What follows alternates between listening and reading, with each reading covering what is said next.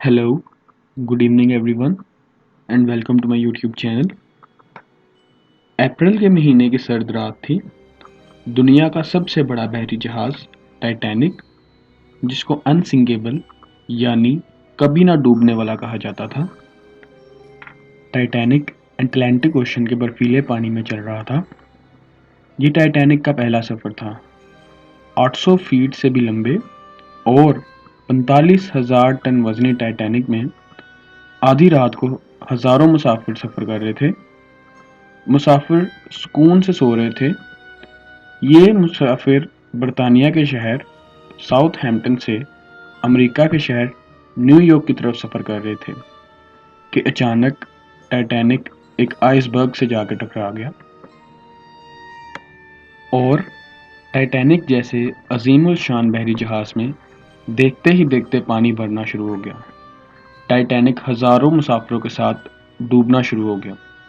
अफसोसनाक तौर पर टाइटैनिक पर लाइफ बोट्स यानी कि इमरजेंसी के लिए इस्तेमाल किए जाने वाली छोटी बोट्स की कमी थी और इसीलिए ज़्यादातर मुसाफिरों की जान नहीं बचाई जा सकी। ये कहानी आप सब ने पहले भी सुनी होगी और आप सब ये सोच रहे होंगे इस कहानी में कौन सी नई बात है, लेकिन आप ये सुनकर हैरान हो जाएंगे कि ये कहानी जो मैंने आपको सुनाई है ये टाइटैनिक की कहानी नहीं है।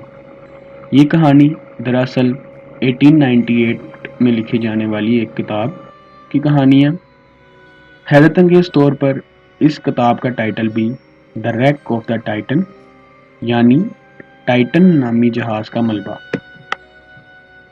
The rack of the Titan नामी ये बुक 1898 में यानी कि टाइटैनिक के डूबने से 14 साल पहले मॉर्गन रॉबर्टसन नामी एक शख्स ने लिखी थी।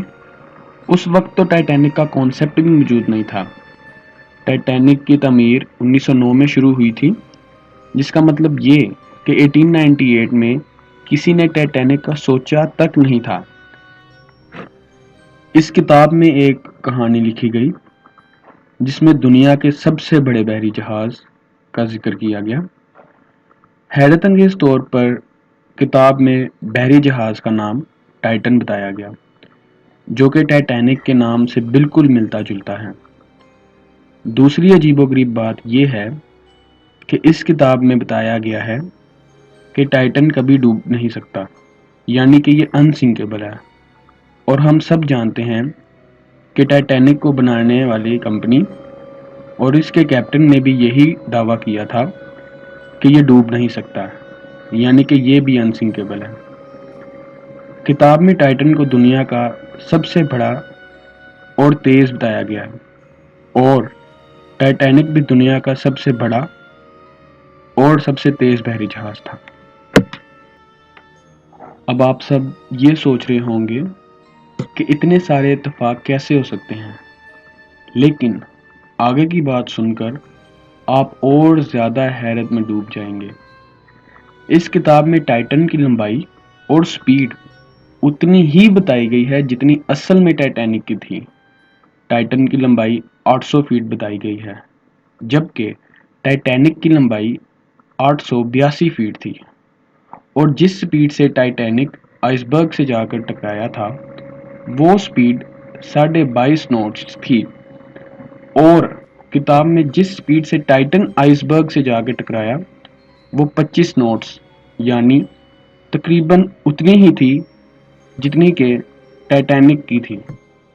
इस किताब में बताया गया है कि टाइटन में 3000 मुसाफिर सफ़र कर सकते हैं, जबकि टाइटैनिक में भी एग्जैक्टली 3000 मुसाफिर की गुंजाइश थी, यानी बिल्कुल उतनी ही।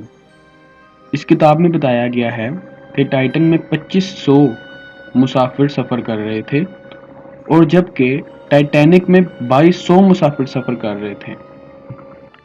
The rack of the Titan नामी इस किताब में टाइटन को बरतानवी कंपनी की मलकियत बताया गया है और ये भी बिल्कुल वैसा ही हुआ कि टाइटैनिक भी एक बरतानवी कंपनी की मलकियत ही था। हैरत अंगेज तौर पर इस किताब में टाइटन नामी बहरी जहाज़ के साथ भी वही सब कुछ होता हुआ बताया गया जो असल में 14 साल के बाद टाइटैनिक के साथ हुआ था। यानी कि टाइटन भी एक आइसबर्ग से जाकर टकराया।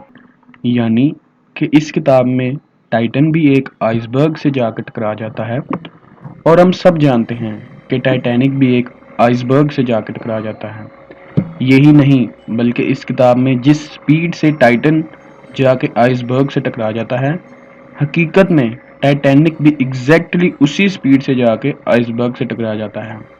जब टाइटन आइसबर्ग से टकराता है तो उसकी स्पीड 25 नॉट्स होती है, और टाइटैनिक जब आइसबर्ग से टकराता है तो उसकी स्पीड 22.5 नॉट्स होती है, यानी बिल्कुल सेम। इस किताब में टाइटन आधी रात को डूबता है, और टाइटैनिक भी 14 साल के बाद असल में आधी रात को ही डूबा है।